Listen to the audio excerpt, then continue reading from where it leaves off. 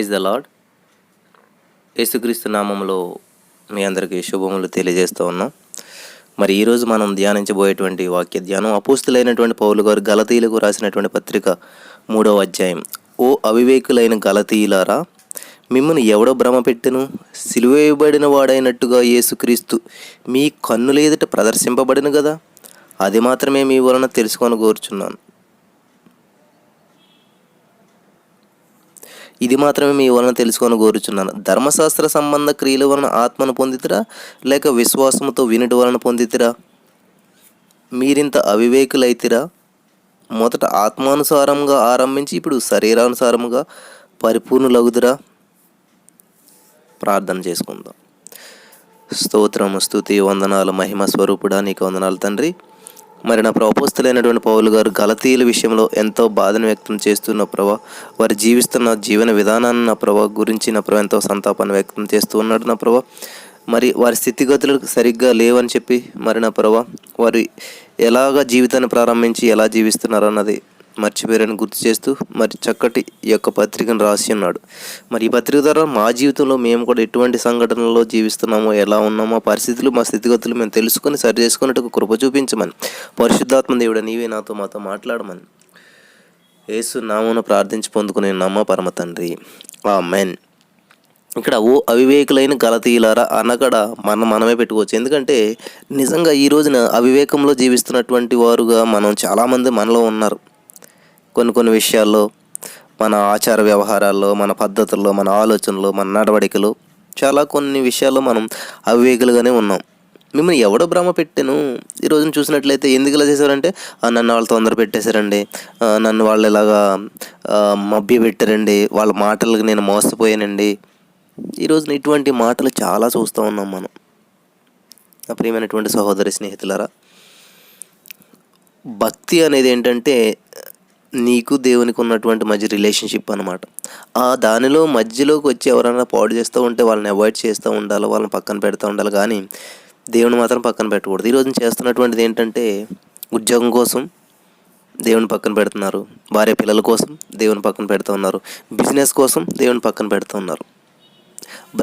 ఆ భ్రమలో పడిపోతున్నారు చాలామంది. మరి ఆలోచించేయండి ఒకసారి, మీరు దేనికి ఇంపార్టెన్స్ ఇస్తున్నారు అన్నది.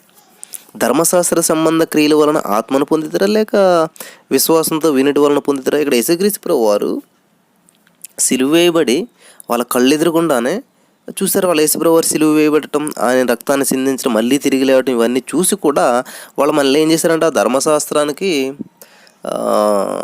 పాటించడానికి ధర్మశాస్త్రం ద్వారానే మనం నీతిమంతులు అవుతాం, ధర్మశాస్త్రంలో ఉన్నటువంటి క్రియల ద్వారా నీతిమంతులు అవుతాం అని చెప్పి మళ్ళీ పాటిస్తుంది. ఇతనికి పౌలు గారు దాని గురించి చెప్తా ఉన్నాడు అన్నమాట. మొదట ఆత్మానుసారంగా ఆరంభించి ఇప్పుడు శరీరానుసారంగా పరిపూర్ణులగుదురా? వ్యర్థంగానే ఇన్ని కష్టములు అనుభవించిదిరా? అది నిజముగా వ్యర్థమగునా? ఆత్మను మీకు అనుగ్రహించి మీలో అద్భుతములు చేయించువాడు ధర్మశాస్త్ర సంబంధ క్రియల వలన లేక విశ్వాసంతో వినుట వలన చేయించుచున్నాడు. అబ్రహాము దేవుని నమ్మెను, అది అతనికి నీతిగా ఎంచబడెను. కాబట్టి విశ్వాస సంబంధులే అబ్రహాము కుమారులని మీరు తెలుసుకునుడి. దేవుడు విశ్వాస మూలమున అన్యజనులను నీతిమంతులుగా తీర్చడం లేఖనం ముందుగా చూసారా? దేవుడు ఎంత గొప్పవాడు చూసారా? నువ్వు ఇది చేస్తే అది చేస్తానని చెప్పట్లేదు దేవుడు. జస్ట్ నువ్వు నమ్ము, believe it and receive it అనమాట. నువ్వు నమ్మాలి, నువ్వు పొందుకోవాలంతే. ఇక్కడ ఏం చేయడంటే, అబ్రహాం దేవుడు నమ్మడంట. అలా నమ్మటం అది ఏమైంది, అతనికి నీతిగా ఎంచబడింది అనమాట. ఈరోజు నువ్వు చేయవలసిందల్లా ఏంటంటే, గొర్రెనో మేకనో బలివ్వటమో, లేకపోతే నీ అర్పణలు అర్పించడమో, లేకపోతే ఇవన్నీ చేయటం కాదు. కానీ అన్నిటికంటే ముఖ్యంగా నీవు దేవుని మీద నమ్మాలి. నమ్మకం లేనటువంటి ఈ యొక్క అర్పణలైనా ఏవైనా కూడా అవి ఉపయోగం ఉండదు. నీకు ముందు ఉండవలసింది విశ్వాసం అనమాట. ఇక్కడ దేవుడు అబ్రహాం ఏం చేశాడు, దేవుడు నమ్మాడు, అది అతనికి నీతిగా ఎంచబడింది. కాబట్టి నువ్వు దేవుని మీద నమ్మకం లేకుండా దేవునికి ఇష్టానుసారమైనటువంటి వ్యక్తిగా ఎలా ఉండగలుగుతావు? విశ్వాసం లేకుండా ఆయనకి ఇష్టడైనట్టు అసాధ్యమంట, బైబిల్ గ్రంథం సెలవిస్తుంది. కాబట్టి ఒక డాక్టర్ దగ్గరికి వెళ్ళినప్పుడు నువ్వు ఆ డాక్టర్ని బిలీవ్ చేయాలన్నమాట. నువ్వు ఆ డాక్టర్ దగ్గరికి వెళ్ళి చూపించు, నీ సర్టిఫికేట్ చూపించు, నువ్వు నిజంగా MBBS చదివావా, లేకపోతే నువ్వు ఇది కోర్స్ చేసావా, నువ్వు టాలెంటెడ్వా, ఇది ఇట్లాగా మనం ఆ డాక్టర్ని కూర్చొని చేస్తా. ఆ డాక్టర్ మీద అనుమానంతో మాకు వెళ్ళినప్పుడు అతను ఎంత గొప్ప వైద్యం ఇచ్చినప్పుడు కదా నీ జీవితంలో ఉపయోగపడదు. ఈరోజు నా దేవుని దగ్గరికి వస్తూ ఉన్నారు చాలామంది. నిజంగా దేవుడు ఉన్నాడు అంటావా? ఏమి ఎప్పుడు కనపడలేదు, జరుగుతుంది అంటావా? ఈ రోగం పోతుందంటావా? మనశ్శాంతి వస్తుందా? ఇటువంటి అనుమానాలతో చాలామంది వస్తాను. లేదు, ఖచ్చితంగా దేవుడు చేస్తాడు, దేవుడు ఉన్నవాడు, అనువాడు, యుగ యుగములు జీవించేవాడు, నిన్న నేడు నిరంతరం ఏకరీతిగా ఉన్నటువంటి దేవుడు అని నువ్వు బిలీవ్ చేయటం మానేసేసి క్వశ్చనింగ్ మైండ్ తోటి చాలామంది వస్తున్నారు. దాన్ని అవిశ్వాసం అంటారు అనమాట. కాబట్టి విశ్వాస సంబంధులే అబ్రహాము కుమారులని మీరు తెలుసుకునడి. అబ్రహాము విశ్వాసులకు తండ్రి అంటండి. పావురం పిల్లలే ఉంటాయి, పావురాలే ఉంటాయి. కోకిల పిల్లలు కోకిలే ఉంటాయి. సో దేని పిల్లలు దానికే, ఆ జాతి పిల్లలే ఆటలు కొడతాయి కానీ వేరే పుట్టవు కదా. మరి అలాగే అబ్రహాము మన సంతానం అని మనం చెప్పుకోవాలంటే మనం అబ్రహాం ఎలా జీవించాడంటే విశ్వాసులకు తండ్రి అయిన. కాబట్టి ఆయన పిల్లలందరూ ఎవరు? విశ్వాసులు అంటే చర్చికి వెళ్ళేవాళ్ళు కాదండి. దేవుని మీద విశ్వాసం ఉంచాలన్నమాట వాళ్ళు. నీ యందు అన్యజనులందరూ ఆశీర్వదించబడుదురని అబ్రహామునకు సువార్తను ముందుగా ప్రకటించెను. చూసారా, నీ యందు అన్యజనులందరూ ఆశీర్వదించబడతారు ఎప్పుడు? నమ్మకించినప్పుడు. కాబట్టి విశ్వాస సంబంధులే విశ్వాసము గల అబ్రహాముతో కూడా ఆశీర్వదించబడదురు. ఎవరు ఆశీర్వదించబడతారు అంటే విశ్వాస సంబంధులే విశ్వాసం గల అబ్రహాముతో కూడా ఆశీర్వదించబడతారు. మీరు గమనించినట్లయితే మనకి కొత్త నిబంధనలో తప్పిపోయిన కుమారుడు గురించి మనం స్టోరీ అందరికీ తెలుసు. అక్కడ తప్పిపోయినటువంటి కుమారుడు గురించి మనం ఆలోచన చేస్తాం. మరి తండ్రితో ఉన్నటువంటి కుమారుడికి తండ్రి ఆస్తిని అంతా అనుభవిస్తున్నాడు. తండ్రి ఏం తిన్నాడో తిన్నాడు. తండ్రికి ఉన్న సంతోషం అంతా కూడా పాలు పంచుకుంటూ ఉన్నాడు. కానీ అయినా కూడా అసంతృప్తి అనేది ఉన్నది. ఈ రోజున ఇక్కడ విశ్వాసం గల అబ్రహాముతో కూడా ఆశీర్వదించబడతారు. ఎవరు? విశ్వాసం కలిగిన వాళ్ళు మాత్రమే. నువ్వు ఎప్పుడైతే దేవునితో విశ్వాసం కలిగి విశ్వాస బంధంలో నువ్వు ఎదుగుతూ ఉంటావో ఖచ్చితంగా నీ దీవెన నువ్వు కోల్పోవు. 10వ వచనం, ధర్మశాస్త్రం విధించిన క్రియలకు సంబంధులందరూ శాపమునకు లోనై ఉన్నారు. ఎందుకనగా ధర్మశాస్త్ర గ్రంథమందు వ్రాయబడిన విధులన్నీ చేయుట యందు నిలకడగా ఉండని ప్రతివాడును శాపగ్రస్తుడు. కాబట్టి మేము ధర్మశాస్త్రం పాటించని నీతిమంతులు అవుతాం, ధర్మశాస్త్రం ప్రకారం ఉంటాం అని ఎవడైతే నమ్ముతాడో, ధర్మశాస్త్రాన్ని నమ్ముతాడో వాడు ఏమవుతాడంట? ఎక్కడన్నా ధర్మశాస్త్రం తప్పినట్లయితే, ఏదన్నా చేయలేనట్లయితే ధర్మశాస్త్రం చేయుట యందు, ధర్మశాస్త్రంలో రాయబడినటువంటి విధులన్నీ చేయుట యందు నిలకడగా ఉండని ప్రతివాడుని శాపగ్రస్తుడు అని రాయబడి ఉందన్నమాట. ధర్మశాస్త్రం చేత ఎవడను దేవుని ఎదుట నీతిమంతుడని తీర్చబడిన సంగతి స్పష్టమే. ఎందుకంటే నీ పొరుగు అనేది ఏదే ఆశించకు, నిన్ను వలె నీ పొరుగు అని ప్రేమించు.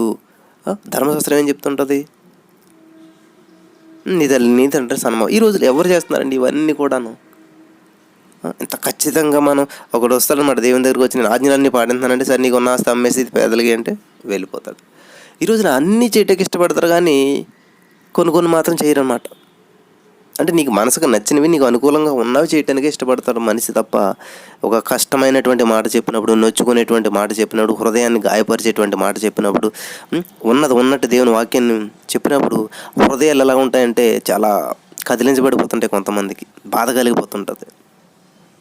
కాబట్టి ధర్మశాస్త్రం వల్ల నీతిమంతులు అవ్వాలనుకుంటే ఏమవుతుందంట? శాపగ్రస్తులు అవుతారు. ఎందుకంటే ధర్మశాస్త్రంలో ఉన్న విధులన్నీ కూడా చాలా కష్టతరమైనటువంటి విధులు ఉంటాయి. అవి పాటించడం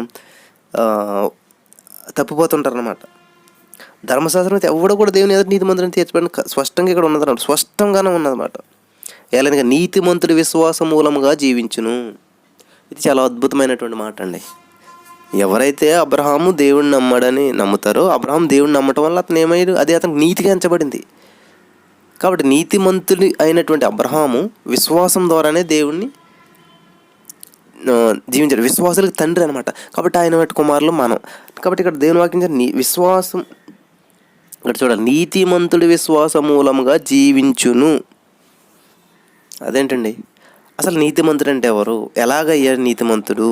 ఇక్కడ చూసారు కదా, ధర్మశాస్త్రం వల్ల ఎవడు నీతిమంతుడు కాదు, కానీ ఎవడైతే క్రీస్తునందు విశ్వాసం ఉంచుతాడు, ఎవడైతే నమ్మి బాప్తీసం పొంది మనకి ఇక్కడ ఎదరికి వెళ్ళినట్లయితే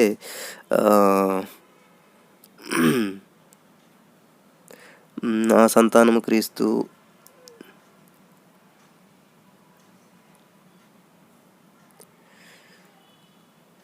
మనకి 26వ వచనం చూడండి. యేసుక్రీస్తునందు మీరు అందరూ విశ్వాసం వలన దేవుని కుమారులై ఉన్నారు. క్రీస్తులోనికి బాప్తీసం పొందిన మీరందరూ క్రీస్తును ధరించుకొని ఉన్నారు. ఇక్కడ చాలా అద్భుతమైనటువంటి వచనం. ఎప్పుడైతే మీరు నమ్మి బాప్తీసం పొంది యేసుక్రీస్తు ప్రభువారిని మీ సొంత రక్షణగా అంగీకరించారో మీరు దేవుని కుమారులై ఉన్నారు. కాబట్టి మనకి విశ్వాసంలో అబ్రహాం తండ్రి అయ్యాడు. ఎందుకంటే ఆయన ఇప్పుడు నువ్వు దేవుడు యేసుప్రభు వచ్చారు, సిలువేశారు, వెళ్ళారు, యేసుప్రభుని చూసి తిరిగి లేవడం, ఇవన్నీ నీకు తెలుసు, ఇవన్నీ జరిగిన విషయాలు. కానీ అబ్రహాం టైంగా ఏమీ లేవు అసలు అక్కడ. ఆయన కూడా అతను ఏం చేశాడు, దేవుణ్ణి నమ్మాడు. దరా అని చెప్తే తండ్రి ఇంటిని విడిచిపెట్టి వచ్చాడు, అనేక జనములకు తండ్రిగా చేస్తానని చెప్పాడు, నమ్మేశాడు ఆయన. అది దీనికి ప్రూఫ్ ఏంటి, దీనికి ఆధారం ఏంటి అని ఏం చూడలేదనమాట. అందుకనే విశ్వాసాలకు తండ్రి అయ్యాడు అనమాట. నీకు కుమారులు ఇస్తానని చెప్పాడు దేవుడు, నమ్మాడు. ఎప్పుడు ఇచ్చాడు? 99, 100 సంవత్సరాలు వచ్చినప్పుడు కూడా మరి ఎంత విశ్వాసాన్ని కలిగి ఉన్నాడు చూసారా.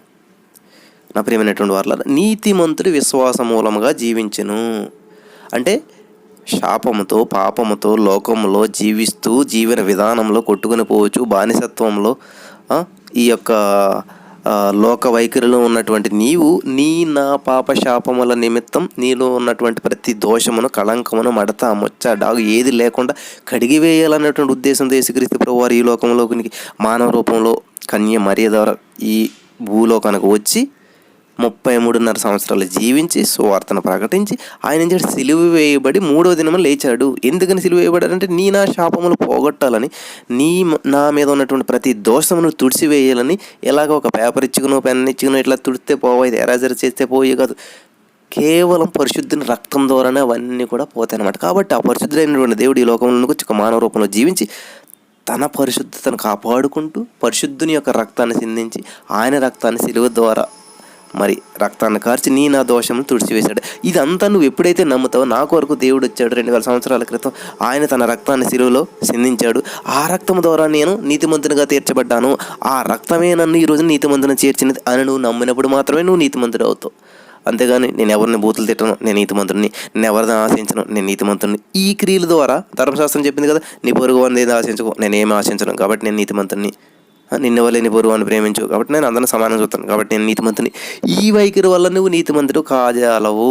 ఎందుకంటే ఒకటే చెప్పలేదు, ఇంకా చాలా చెప్తే ధర్మశాస్త్రం ఎక్కడో దిక్కుని తప్పిపోతావు. అలా తప్పిపోయినప్పుడు నువ్వు అవుతావు అంటే శాపగ్రస్తుడు అవుతున్నావు. ధర్మశాస్త్రంలో ఉన్న విధుల్ని పాటించకపోవడం వల్ల అవుతావు, శాపగ్రస్తుడు అవుతావు. కాబట్టి నువ్వు నీతిమంతుడిగా తీర్చబడినావు అంటే కేవలం విశ్వాసం ద్వారానే. ఎప్పుడైతే దేవుని నువ్వు నమ్మావో, దేవుని మీద ఆధారపడి ఉన్నావో, యేసుక్రీస్తు ప్రభువు నా సొంత రక్షకుడు, ఆయన సిలువలో రక్తం కార్చాడు, ఆ రక్తం ద్వారా నేను నీతిమంతునిగా తీర్చబడి ఉన్నానని నువ్వు విశ్వసించినప్పుడు, నువ్వు నమ్మినప్పుడు నువ్వు నీతిమంతుడు. సరే, నీతిమంతుడు అయినప్పుడు మరి ఎలా జీవించాలి? నువ్వు నీతిమంతుడిగా లేనప్పుడు ఈ లోకానుసారంగా నీ ఇష్టానుసారంగా జీవించావు, నువ్వు ఏది నమ్మితే అది, నువ్వు ఏది చేస్తే అది. కానీ నువ్వు నీతిమంతుడు ఇప్పుడు ఎవరు చేశారు? యేసుక్రీస్తు రక్తము నేను నీతిమంతుని నమ్మి బాప్తిసం పొందిన తర్వాత ఎవడైనా క్రీస్తునందున్న ఎడల వాడు నూతన సృష్టి. ఇప్పుడు నూతన సృష్టి, పాతవి గతించాను, పాత స్వభావం పోయింది, పాత విధానం పోయింది, పాత పద్ధతులు పోయింది. మరి ఏం రావాలి ఇప్పుడు? నూతన స్వభావం రావాలి. అంటే నీతిమంతుడు ఎలా జీవించాలి? ఇప్పుడు జీవన విధానం మారిపోవాలన్నమాట. ఫర్ ఎగ్జాంపుల్ ఇప్పుడు చూడండి, నీతిమంతుడు ఎలా జీవించాలంటే విశ్వాస మూలంగానే జీవించాలి. అంతేగాని వాళ్ళ స్ట్రాటజీని బట్టి, వాళ్ళ కెపాసిటీని బట్టి, వాళ్ళ సామర్థ్యాన్ని బట్టి కాదు జీవించేది. విశ్వాస మూలంగా. లేని ఉన్నట్టు పలక. విశ్వాసం అంటే ఏంటి? ఉన్నది లేనట్టు, లేనిది ఉన్నట్టు పలకడం అనమాట. యేసు నామములో నాకు స్వస్థత పొంది ఉన్నాను అంటావు, కానీ నువ్వు ఇంకా అనారోగ్యంగా బాధపడతావు. ఆయన కూడా ఏం చేయాలి? నువ్వు కన్ఫెస్ చేయాలి, నేను పొందుకున్నాను తండ్రి అని చెప్పేసి. కాబట్టి నువ్వు విశ్వాసిగా లేకముందు ఉన్నటువంటి నీ జీవితం, బాప్తిసం పొందకముందు, దేవుని సొంత రక్షణ అంగీకరించకముందు ఉన్నటువంటి నీ జీవితం ఒక గొంగళ పురుగు లాంటిది అనమాట. పసర తిని బ్రతుకుతూ ఉంటావు, నీ ఇష్టానుసారంగా అక్కడక్కడ ప్రాగుతూ ఉంటావు, చిన్న లోకంలో జీవిస్తూ ఉంటావు, అక్కడికే పరిమితం అయిపోతుంటావు, ఆ చెట్టుకి, ఆయాకి, అక్కడ కన్నా. ఎప్పుడైతే నువ్వు దేవుణ్ణి సొంత రక్షణగా అంగీకరించి నువ్వు ఈ లోకమునకు వేరయ్యి ఒక ప్రత్యేకమైనటువంటి, చూడండి గొంగళపురుగు ఏం చేస్తుంది, ఇంకా ఈ జీవితం అనవసరం, నేను సెపరేట్ అయిపోవాలని చెప్పేది ఏం చేస్తుంది, లోకానికి వేరే అయిపోయి గూడు కట్టుకుంటుంది అనమాట. ఆ గూటులోకి ఎలా వెళ్తుంది అంటే మామూలు పక్షిగానే వెళ్తుంది. చూడండి, బాప్తిసం పొందుతున్నప్పుడు నువ్వు మామూలు వ్యక్తిగానే నీటిలో ముంచబడతావు. ఎప్పుడైతే నీటిలోంచి బయటకు వస్తున్నావో నువ్వు నూతన సృష్టివి. సిలువ రక్తంలోంచి నువ్వు కడగబడి బయటకు వస్తున్నావు. గొంగళపురుగు ఒక గూడు కట్టుకుని లోపలికి వెళ్ళినప్పుడు గొంగళపురుగుగానే వెళ్తుంది, కానీ బయటకు వచ్చేటప్పుడు మాత్రం అట్లా రాదు. అది ఒక నూతనమైనటువంటి సృష్టి అనమాట. మనం అంతకుముందు చూడనటువంటి రూపాన్ని దానిలో చూస్తాం. అంతకుముందు అసలు దాని విధానం వేరు. అప్పటి వరకు అది ఆ యొక్క పసర తిని, ఆకులు తిని అది బ్రతుకుతుంది అనమాట. ఎప్పుడైతే అది నూతన సృష్టిగా మారిందో దాని జీవన విధానం ఎలా ఉంటుంది? అప్పటి వరకు పసర తిని బ్రతికింది, ఇప్పుడు తేనె ద్వారా బ్రతుకుతుంది అనమాట. ఇప్పుడు తేనెని తింటూ బ్రతుకుతుంది అనమాట. అది నీతిమంతుడి విశ్వాసం మూలంగా జీవించడం అంటే. ఎప్పుడైతే నువ్వు గొంగళపురిగా పాపిగా నిన్ను చూస్తే అందరూ అసహించుకునే విధంగా నువ్వు ఎవరిని ముట్టుకున్నా కూడా వాళ్ళకి శాపాలు వచ్చే విధంగా ఇటువంటి జీవితాన్ని జీవిస్తున్నటువంటి నీవు ఎప్పుడైతే దేవుని సొంత రక్షణగా అంగీకరించి ఆ యొక్క గూటిలోనికి వెళ్ళావో, అంటే యేసు రక్తంలోనికి వెళ్ళి నువ్వు బయటకు ఒక నూతనమైనటువంటి సీతాకోకశిలలో బయటకు వచ్చినప్పుడు నీ జీవన విధానం మారిపోయింది. ఇంకా బయట పాసర్లో ఆకులు వీటిని తింటాక ప్రయత్నం చేయకూడదు, వెళ్ళకూడదు. మళ్ళీ నువ్వు ఎలా జీవించినప్పుడు విశ్వాసం మూలంగా, అంటే తేనె తినే జీవితం తప్పది, మరలా రెండోది ఏది తిందది. ఇంక రెండో వే లేదనమాట, రెండో ఆలోచన రాకూడదనమాట. అంతవరకు బందీగా ఉన్నటువంటి అక్కడికి పరిమితమైంది స్వేచ్ఛగా ఎగరతం ప్రారంభిస్తుంది, చక్కటి జీవితాన్ని జీవిస్తుంది, వండర్ఫుల్ లైఫ్, అనేక మందిని ఆకర్షిస్తుంది, అనేక మందిని తన వైపు వచ్చేటట్టు చేస్తుంది అనమాట. మరి నీ జీవన విధానం ఎలా ఉన్నది నా ప్రియమైనటువంటి వాళ్ళారా? క్రీస్తును నమ్మినప్పుడు అలాగే ఉన్నదా, నమ్మనప్పుడు అలాగే ఉన్నదా? యేసుక్రీస్తు ప్రభువుని నీ సొంత రక్షకునిగా స్వీకరించిన తర్వాత మరి నీ లైఫ్ ఎలా ఉన్నది? మారిందా నీ జీవన విధానం? నీతిమంతుడు విశ్వాస మూలముగానే జీవించాలి, అంతేగాని నీకున్న ఉద్యోగాన్ని బట్టు, నీకున్న ప్రాపర్టీస్ని బట్టు ఇది కాదు విశ్వాసం. ఇప్పుడు చూడండి, మా పాప ఉన్నదండి, చిన్న పాప. ఆ చిన్న పాపకి మనం ఏం పెట్టాలి? చిన్నతనంలోనూ పాలే వాళ్ళ తల్లిపాలు ద్వారానే జీవించాలి తప్ప చక్కటి బిర్యానీ పెడతాం, మాకు ఉన్నది చక్కటి అన్నీ వండి పెడతాం, అన్ని రకాలు పెడతాం, అన్ని వెరైటీలు పెడతాం అంటే బ్రతుకుతుంది ఆమె? అది జీర్ణించుకోగలుగుతుందా? అది ఆవిడకి సెట్ అవుతుందా? అసలు ఆవిడకి అది ఆ డిజైన్ చేయలేదు దేవుడు అట్లాగా. ఆమెకి ఎలా డిజైన్ చేశాడంటే పాల ద్వారానే జీవించాలని చెప్పేసి. కాబట్టి నీతిమంతుడు ఎలా జీవించాలని దేవుడు చెప్తున్నాడంటే విశ్వాసంతో. నువ్వు విశ్వాసం ద్వారానే పొందుకోవాలన్నమాట. నీ దీవెనలైనా, ఆశీర్వాదాలైనా, నీ ఉద్యోగమైనా, నీ పిల్లలైనా, నీ స్వస్థత అయినా, వాట్ ఎవర్ ఇట్ ఈస్, ఏదైనా కూడా విశ్వాసం. ఒక విషయం, పేతురు గారు నీటి మీద నడిచాడు. ఎందుకని నడిచాడు? యేసుప్రభు శిష్యుడు కాబట్టా, లేకపోతే బలమైన వ్యక్తి కాబట్టా, లేకపోతే ఆయన చాలా గొప్పవాడు కాబట్టా? లేదు, విశ్వాసము ద్వారా. ఆయన మునిగిపోయినప్పుడు దేవుడు ఏమడిగాడు? ఏమైంది నీ బలము, ఏమైంది నీ శక్తి, ఏమైంది నీ కెపాసిటీ అంత అనలేదని.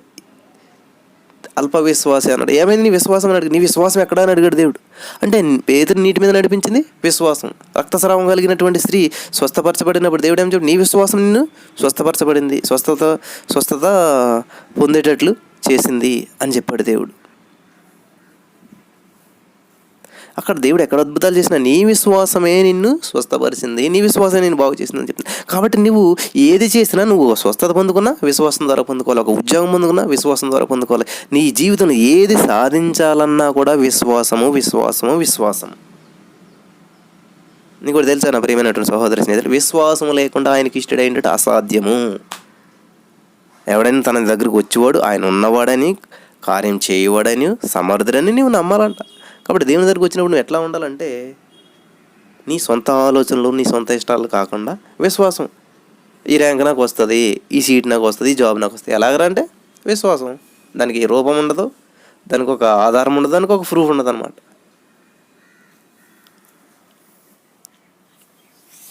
చూసి నమ్మిన వారి కంటే చూడక నమ్మిన వారు ధన్యులు అని దేవుని వాక్యం సెలవిస్తూ ఉంది. కాబట్టి నువ్వు విశ్వాసం అంటే ఏంటంటే ఒక దేవుని మీద ఒక బలమైనటువంటి నమ్మకం అన్నమాట. మరి అటువంటి నమ్మకాన్ని నువ్వు కలిగి ఉన్నావా? ఈ రోజున దేవుడు నా పరిస్థితులు ఎలాగ ఉన్నా, నాకున్న ఉద్యోగం కాదు, నాకున్న ఏది కాదు, దేవుడు నన్ను పోషిస్తాడు, దేవుడు నన్ను నడిపిస్తాడు, దేవుడు నాకు ఏ లోటు రాకుండా చేస్తాడు, దేవుడు నాకున్న ఉద్యోగాన్ని బట్టి కాదు నేను చెప్తున్నది, దేవుడు నన్ను దీవిస్తాడు. ఈ మధ్యన నేను చాలా అటువంటి అనుభవాల్లోకి నేను నడిచాను. నేను గొప్పగా కష్టపడి ఉద్యోగం చేసినప్పుడు ఎట్లాగా ప్రజెంట్ చేస్తున్నాను అనుకోండి, జాబు నాది ఫ్రీలాన్సింగ్ అనమాట. ఎక్కువ క్లాసెస్ ఉంటే ఎక్కువ డబ్బులు వస్తాయి, తక్కువ క్లాసెస్ ఉంటే తక్కువ డబ్బులు వస్తాయి. ఎక్కువ క్లాసెస్ చెప్పి కష్టపడినప్పుడు నా జీవితం ఎలాగెళ్ళిందో అప్పటికంటే ఇప్పుడు ఇంకా నాకు భార్య, పిల్ల, బాధ్యతలు ఇవన్నీ పెరిగినాయి. ఈ బాధ్యతలు పెరిగినాయి, క్లాసెస్ తగ్గినాయి.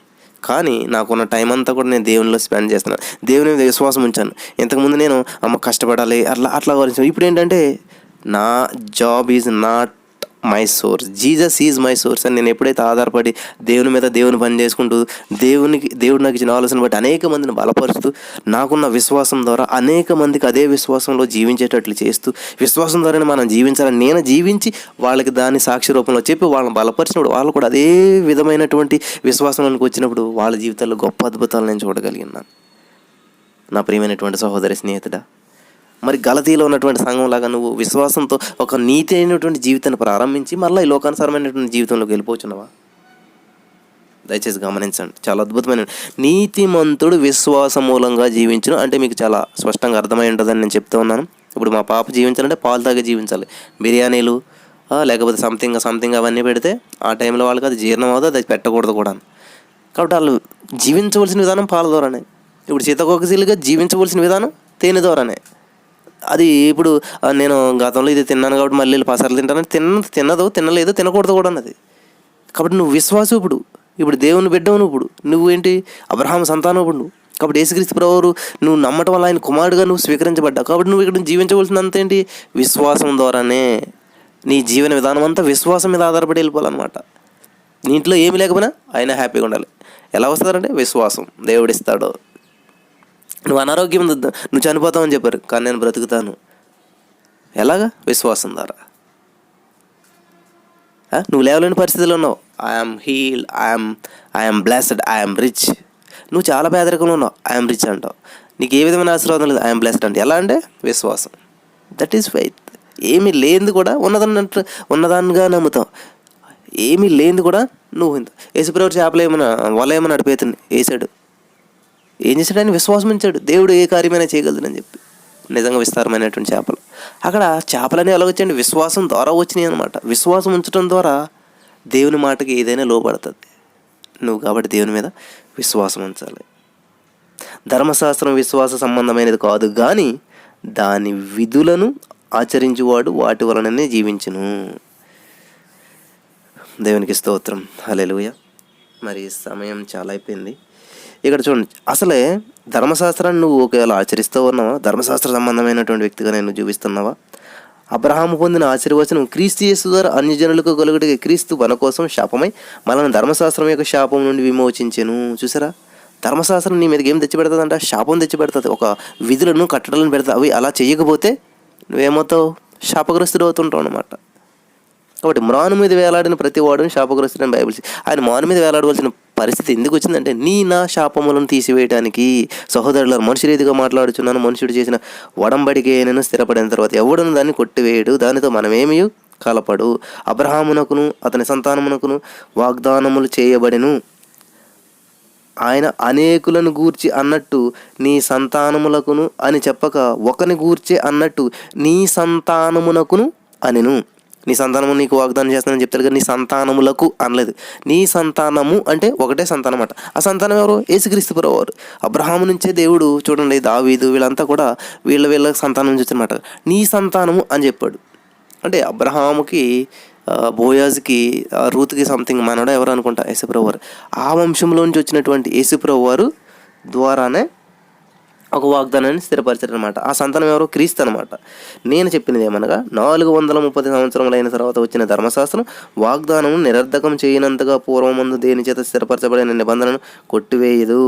ఆ స్వాచ్యం ధర్మశాస్త్రం మూలంగా కలిగిన ఎడల ఇక వాగ్దానం మూలంగా కలిగినది కాదు. అయితే దేవుడు అబ్రహామునకు వాగ్దానం వలననే దాన్ని అనుగ్రహించాను. అలాగైతే ధర్మశాస్త్రం ఎందుకు? ఎవరికి ఆ వాగ్దానం చేయబడిన ఆ సంతానం వచ్చే వరకు అది అతిక్రమములను బట్టి దానికి తరువాత ఇయ్యబడిను. అది మధ్యవర్తి చేత దేవదూతల ద్వారా నియమింపబడిను. మధ్యవర్తి యొక్కనికి మధ్యవర్తి కాడు కానీ దేవుడు ఒక్కడే. ఇక్కడ మీరు అర్థం చేసుకోవాల్సింది, మరి ధర్మశాస్త్రం ఎందుకండి ఇట్లా చేసినప్పుడు? యేసుక్రీస్తు ప్రభువారు రానంతసేపు ధర్మశాస్త్రం ఎందుకు ఉన్నదంటే చూడండి ఇక్కడ, ఆ సంతానము వచ్చే వరకు అది అతిక్రమములను బట్టి దానికి తరువాత ఇయ్యబడెను. అంటే ఒక లా లేదనుకోండి. ఫర్ ఎగ్జాంపుల్ ఒక జాబ్ చేస్తున్నారు మీరు. ఆ జాబ్లో ఒక రూల్స్ ఉంటాయి కొన్ని. మీరు 2 గంటలకు సైన్ చేయాలి. పొరపాటున ఎప్పుడైనా లేట్ వస్తే 3 లేట్లు వస్తే ఒక రెడ్ మార్క్ వేస్తాం. 3 రెడ్ మార్కులు వస్తే ఒక లీవు. అంటే మీరు వచ్చినా పని చేసినా కానీ ఒక రోజు ఆబ్సెంట్ కింద చేస్తాం. ఇవన్నీ రూల్స్ పెడతారు. ఎందుకని? మీరు ఒక టయానికి రావాలి, ఒక సిస్టమ్గా ఉండాలి, ఒక ఆర్గనైజ్ అనేది కరెక్ట్గా నడవాలని చెప్పేసి. అలాగే ధర్మశాస్త్రం ఎందుకంటే నిన్ను ఒక సిస్టంలో నడవటానికి, ఒక పద్ధతిగా ఉండటానికి, ఒకవేళ ఈ తప్పు చేస్తే ఈ 6 నీ మీదకి వస్తుందని అది తెలియజేస్తూ ఉన్నదనమాట. అమ్మో ట్రాఫిక్ సిగ్నల్ దగ్గర చూస్తాం, మనం సిగ్నల్ జంప్ చేస్తే ఫైన్ అంటాం. అందుకని ఏం చేస్తాం? మనం జంప్ చేయకుండా ఉంటాం. ఫైన్ లేదనుకోండి ఏం చేస్తాం? మనం మన ఇష్టానుసారంగా జంప్ చేస్తూ ఉంటాం. అక్కడ సీసీ కెమెరాలు పెడతాము, ఎక్కడ కెమెరా నన్ను ఫోటో తీస్తుంది అని చెప్పి నువ్వు భయపడి ఏం చేస్తూ ఉంటావు? వెళ్ళవు. ఎవరున్నా లేకపోయినా కూడా ఆ లైట్కి భయపడతావు, పోలీసుడికి భయపడకపోయినా కూడా. ఇక్కడ ధర్మశాస్త్రం నిన్ను ఏం చేసిందంటే ఒక నేరారోపణ చేసేదిగా నిన్ను అక్కడ ఉన్నది. నీలో తప్పులు పట్టుకోవడానికి, నువ్వు ఏదైనా దోషం, నీకు ఒక విధులను విధించిందనమాట. ఇది సిగ్నల్ జంప్ చేస్తే నీకు ఫైన్, హెల్మెట్ పెట్టుకోకపోతే ఫైన్ అన్నట్టు ఎట్లా విధులు ఉంటాయి అట్లా కొన్ని విధులను పెట్టినప్పుడు అవి పాటించినప్పుడు ఏమవుతుంది, ఫైన్ అనేది పడుతుంది అనమాట. ఫైన్ ఏంటి, శాపం అనమాట. పాపం వలన వచ్చేటువంటి జీతం మరణం అంట. మరి బేటా డబ్బులు ఏంటి, జీతం వేరు బేటా డబ్బులు వేరు. జీతం అంటే ఏంటంటే మనం పని చేసిన దానికి వచ్చేది. బేటా డబ్బులు ఏంటంటే పైన వస్తుంటాయి అన్నమాట కొన్ని మనకి. కొన్ని ఆ పని చేసినందుకు ఇదిగో 5 రూపాయల నుంచి ఈ టీకి వచ్చి 10 రూపాయల నుంచి కానండి. ఈ బేటా డబ్బులు ఏంటంటే మనకి రోగాలు, శాపాలు ఇవన్నీ అనమాట. పాపం వల్ల వచ్చేటువంటి జీతం ఏంటంటే మరణం. కాబట్టి ధర్మశాస్త్రం ఎందుకు ఇవ్వబడింది మీకు స్పష్టంగా అర్థమైపోయింది కదా. యేసుక్రీస్తు ప్రభువు వచ్చేటంత వరకు అది ధర్మశాస్త్రం నిన్ను ఒక పద్ధతిగా నడిపించాలి, తప్పు చేయకుండా ఉండాలంటే ధర్మశాస్త్రం ఉండటం వల్ల అమ్మో ఈ ధర్మశాస్త్రం ఏం చెప్తుంది, ఇలా చేస్తే తప్పు, అలా చేస్తే తప్పు, కాబట్టి ఇలా చేస్తే మనకు శాపాలు వస్తాయి, ఈ విధులను అతిక్రమిస్తే అని చెప్పి భయపడతారని చెప్పేసి అదనమాట. చూడండి, ధర్మశాస్త్రం దేవుని వాగ్దానములకు విరోధమైనదా? మరి అలాగని చెప్పి ధర్మశాస్త్రం దేవునికి అని విరోధమైనదా? అట్లా అనరాదు. జీవింపజేయు శక్తి గల ధర్మశాస్త్రం ఇయ్యబడినట్ల వాస్తవంగా నీతి ధర్మశాస్త్రం మూలంగానే కలుగును. ధర్మశాస్త్రం ఏం చేస్తుందంటే అది ఇప్పుడు సిగ్నల్ దగ్గర కెమెరా ఏం చేస్తుందంటే స్కాన్ చేస్తుంది, నువ్వు సిగ్నల్ జంప్ అవుతుంది స్కాన్ చేసి నీకు రిపోర్ట్ ఇస్తుంది. అంతేగాని అది అక్కడ నిన్ను సిగ్నల్ జంప్ అవ్వకుండా చేసి లేకపోతే నీకు సిగ్నల్ జంప్ అయిన తర్వాత ఫైన్ లేకుండా చేయటం దానివల్ల అవదనమాట. నువ్వు మళ్ళీ అది పట్టుకుని వెళ్ళి ఎవరైతే ఉన్నారో వాళ్ళ దగ్గరికి వెళ్ళి దాన్ని పట్టుకుని వెళ్ళి దాన్ని క్లియర్ చేసుకుంటే కానీ, నువ్వు డబ్బులు కడితే కానీ నీ మీద ఉన్నటువంటి ఆ యొక్క తప్పు అనేది కొట్టివేయబడదు అనమాట. ఇక్కడ ధర్మశాస్త్రంలో జీవం అనేది లేదు. ఎప్పుడు కూడా ఏంటి నేరారోపణ చేస్తుంది అనమాట. నువ్వు చేసావు కాబట్టి, విధులను అతిక్రమించావు కాబట్టి అన్నట్టు. యేసుక్రీస్తునందు విశ్వాస మూలముగా కలిగిన వాగ్దానం విశ్వసించి వారికి అనుగ్రహించబడినట్లు లేఖనము అందరినీ పాపంలో బంధించెను. ఈ లేఖనము ఏదైతే ధర్మశాస్త్రం ఉన్నదో అది ఏం చేసింది, అందరినీ ఒక పాపంలో బంధించి పెట్టింది అనమాట. కెమెరా ఏం చేసింది, నువ్వు చేసినటువంటి అతిక్రమాలన్నలా బంధించి పెట్టింది అనమాట. అవన్నీ బయటకు తీస్తే ఏంటి, నువ్వు దోషివి, నువ్వు సిగ్నల్ జంప్ చేసావు, నువ్వు నేరారోపణ చేసావు అని చెప్పి జైల్లో పెడతారన్నమాట నేను తీసుకెళ్ళి ఫైన్ కట్టకపోతే. కాబట్టి నువ్వు నీ మీద నా దోషం పోవాలంటే ఏం చేయాలి, నువ్వు వెళ్ళి డబ్బులు కట్టి ఆ రిసిప్ట్ తీసుకుని నేను క్లియర్డ్ అని చెప్పి నీకు నువ్వు చేసుకోవాల్సిన పని అనమాట. కానీ ఇక్కడ ఏమైందంటే ఒకసారి ఇట్లాగా ఇటువంటివన్నీ జరుగుతున్నాయని చెప్పి కొత్త ప్రభుత్వం వచ్చినప్పుడు ఇంతవరకు చేసినవన్నీ మేము క్లియర్ చేస్తున్నాం, సీసీ కెమెరాలు అన్నీ డిలీట్ చేస్తామని చెప్పి డిలీట్ చేసేసి ఇక్కడ నుంచి ఫ్రెష్ ఇక్కడ నుంచి అన్న మీరు నీట్గా ఉండండి అని చెప్పినప్పుడు ఏం చేస్తారు, ఎంత సంతోషపడతారు. ఒక్కొక్కరికి కొన్ని వేల రూపాయలు ఫైన్, ఎన్నో సిగ్నల్ జంపులు, ఎన్నో తప్పులు చేశారు, ఇవన్నీ కొట్టివేయబడినాయి అనమాట. అప్పుడు మళ్ళీ ఇక్కడ నుంచి ఫ్రెష్గా చేస్తాం కాబట్టి ఇక్కడ నుంచి ఎవరు జంప్ అవ్వకుండా అప్పుడు ఏం చేస్తారు, తెలుగుని కాపాడుకుంటారా లేదా, అమ్మో ఎంత బాధ మనకి ఎందుకని అప్పటి నుంచి సిగ్నల్ జంప్ అవ్వకుండా జాగ్రత్తగా ఉంటారా లేదా. అదే జరిగిందనమాట ఇక్కడ. విశ్వాసం వెల్లడ కాక మునుపు ఇక ముందుకు బయలుపరచబడకపోవును.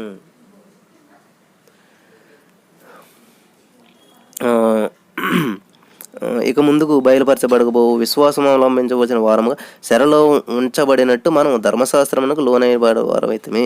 అంటే విశ్వాసము ఏంటంట, అవలంబింపక వలసిన వారముగా చెరలో ఉంచబడినట్టు మనం ధర్మశాస్త్రంలో లోబడిన వారమైతే. విశ్వాసం వెల్లడ కాక మనకు అంటే విశ్వాసం ఉపయోగించలేనప్పుడు అనమాట. కాబట్టి మనం విశ్వాసం మూలమని నీతిమంతులమని తీర్చబడినట్లు క్రీస్తుని వద్దకు మనలను నడిపించడానికి ధర్మశాస్త్రం మనకు బాలశిక్షకుడు ఆయన. బాలశిక్షకుడు అని చూడండి, మన చిన్నప్పుడు పిల్లలకి ఇష్టం లేకపోయినా కూడా ఫుడ్ పెడుతుంటాం, ఇష్టం లేకపోయినా కూడా వాళ్ళకి మనల్ని నడిపిస్తుంటాం, ఇష్టం లేకపోయినా కూడా వాళ్ళని ఏం చేస్తుంటాం, స్కూల్కి పంపుతాం. ఇవన్నీ ఏం చేస్తాం, ఒక బాలుడిగా ఉన్నప్పుడు వాళ్ళని శిక్షించి గద్దించి ఎలాగైతే వాళ్ళని కొంచెం తప్పనిసరి పరిస్థితులు ఇంకా అలా చేయకపోతే కష్టమైన అవసరం అయితే కొట్టి తిట్టి వాళ్ళని ఏం చేస్తాం, నడిపిస్తూ ఉంటాం అన్నాడు. అయితే విశ్వాసం వెల్లడైన కనుక ఆ బాల శిక్షకుని కింద ఉండము. ఇప్పుడు చూడండి, మీరు పెద్దవాళ్ళు అయిపోయారు, ఒక 30-40 సంవత్సరాలు వచ్చి పెళ్ళి అయిపోయినారు, మీ తల్లిదండ్రులు వచ్చి మిమ్మల్ని కొడతారా? లేదు. ఎందుకంటే మీకు ఒక అవగాహన వచ్చేసింది, ఒక విశ్వాసం అనేది వచ్చేసింది, ఒక నమ్మకం వచ్చింది. కాబట్టి మీ తండ్రి చెప్తే చేసేస్తారు మీరు, మీకు ఇష్టం ఉన్నా లేకపోయినా. అది మెచ్యూరిటీ అంటారన్నమాట. కాబట్టి ఇంక బాలశిక్షణ కింద అంటే ధర్మశాస్త్రం కింద మనం లేవుడు. యేసుక్రీస్తునందు మీరందరూ విశ్వాసం వలన దేవుని కుమారులై ఉన్నారు. అండర్లైన్ చేసుకున్నాం, విశ్వాసం వల్ల మీరందరూ కూడా దేవుని కుమారులై ఉన్నారు. క్రీస్తులోనికి బాప్తీసం పొందిన మీరందరూ క్రీస్తుని ధరించుకుని ఉన్నారు. ఇందులో యూదులని గ్రీస్తుని ఏ భేదములు అందరూ ఏకముగా ఉన్నారు, ఏక శరీరమై ఉన్నారు. మీరు క్రీస్తు సంబంధాలు అయితే ఆ పక్షం అబ్రహాం యొక్క సంతానమై ఉండి వాగ్దాన ప్రకారం వారసులై ఉన్నారు. చూసారా, అబ్రహాం గారి ద్వారా మనం అంతా కూడా దేవుని కుమారులమై ఉన్నాము. విశ్వాసమునకు తండ్రి అయినటువంటి అబ్రహాం కుమారులు మనం, తద్వారా మనం దేవుని కుమారులమై ఉన్నాం. కాబట్టి నువ్వు విశ్వాసం మూలంగా జీవిస్తున్నావు నా ప్రియమైనటువంటి సహోదరి. మరి ఇంతవరకు నీ జీవితం ఎలా జీవించావో నాకు తెలియదు, కానీ ఇక నుంచైనా దేవుని మీద ఆధారపడి జీవిస్తాను. నా జీవితం అంతా విశ్వాసంతో జీవిస్తాను. విశ్వాసంతో స్వస్థత, విశ్వాసంతో అద్భుతం, విశ్వాసంతో అనారోగ్యం నుంచి ప్రతి విడుదల నేను పొందుకుంటానని నువ్వు తీర్మానం చేసుకున్నట్లయితే, ఇప్పుడే ఈ సమయంలో నువ్వు మోకరించినట్లయితే, నీ పక్షముగా దేవునికి ఒక చిన్న ప్రార్థన చేయాలని నేను ఆశపడుచున్నాను. ప్రభువా, నేను ఎంతవరకు అనవసరంగా అయ్యో నా కష్టాల ద్వారా నేను జీవించేశాను, నా యొక్క స్థితిగతులను బట్టి, నా యొక్క సామర్థ్యాన్ని బట్టి ఎలాగైనా కష్టపడాలి, ఉద్యోగం సంపాదించాలి, ఇది ఎంత కష్టపడి రోజుకు 18 గంటలు 20 గంటలు చదువు ఉద్యోగం అనే ఆలోచన, కానీ విశ్వాసం ద్వారా దీన్ని స్వాతంత్రించుకుంటానని జీవించలేకపోయిన ప్రభువా, ఇక నుంచి నేను విశ్వాసంతో జీవించానని నువ్వు తీర్మానం చేసుకున్నట్లయితే నీకు వరకు ప్రార్థన చేస్తాను. మోకరించి స్తోత్రం దేవా. ఎంతమంది అయితే మోకరించారో ఇదిగో నా ప్రభు, వారి తీర్మానాన్ని స్థిరపరిచి ఇక నుంచి వారు విశ్వాసం మూలంగానే జీవించారు. ఎందుకంటే వారు నీతిమంతులు, నీ రక్తం వారి నీతిమంతులు చేసింది, నేను స్వీకరించారు, నమ్మి బాప్తిసం పొందారు. వారి ఇక నుంచి నీతిమంతులు. వారి మీద ఏ పాపపు శక్తులు, ఏ అంధకార శక్తులు కన్నా ప్రభు, ఏ అవిశ్వాసపు ఆత్మలు కానీ వారిని ఏలుబడి చేయకుండా నీ విశ్వాసంలో బలపడుచు ఉండగా వారి ఇక నుంచి విశ్వాసం ద్వారానే జీవించేటువంటి జీవితం వారికి అనుగ్రహించమని ప్రార్థిస్తూ ఉన్నాను తండ్రి. నువ్వు అటువంటి సహాయం చేస్తున్నందుకు వందనాలు తండ్రి. ఇంతవరకు అవిశ్వాసంతో నా తండ్రి, అనారోగ్యాలతోటి, ఆర్థిక సమస్యలతో, నిరుద్యోగంతో, ఇవన్నీ అవిశ్వాసం ద్వారా నా ప్రభావ అక్కడే ఉండిపోయాము. ఈ రోజు నుంచి విశ్వాసం గల ఆత్మని ఇరిగిచ్చినందుకు వందనాలు. విశ్వాసం ద్వారా ప్రతిదీ వీరు పొందుకుందరు కాక తండ్రి. నీవు కుమారులైన ప్రభావ, నీవు రాజుల రాజువైన, నీ దగ్గర సర్వసమృద్ధి, శాంతి, సమాధానాలు, ఐక్యత, ఏకత్వం ఉన్నదన్న ప్రభావ. అటువంటి జీవితం వీరందరూ ఈ రోజు నుంచి జీవించుదురు కాక తండ్రి. నువ్వు జీవించినట్లు నువ్వు చేస్తున్నందుకు వందనములు చెల్లిస్తున్నాను నా ప్రభావ. నీ కృపచేత నడిపించి బలపరచమని యేసునామమున ప్రార్థన చేసి వీరందరి ప్రార్థన, వీరి ఒప్పుకోలు నువ్వు అంగీకరించినందుకు వందనములు చెల్లిస్తూ వీరిపై నీ ఆత్మ ప్రత్యేకంగా కుమ్మరించమని, ఈరోజు వీరు తీసుకున్న నిర్ణయం స్థిరపరిచి బలపరచమని యేసునామమున ప్రార్థిస్తున్నాం తండ్రి. ఆమేన్, ఆమేన్.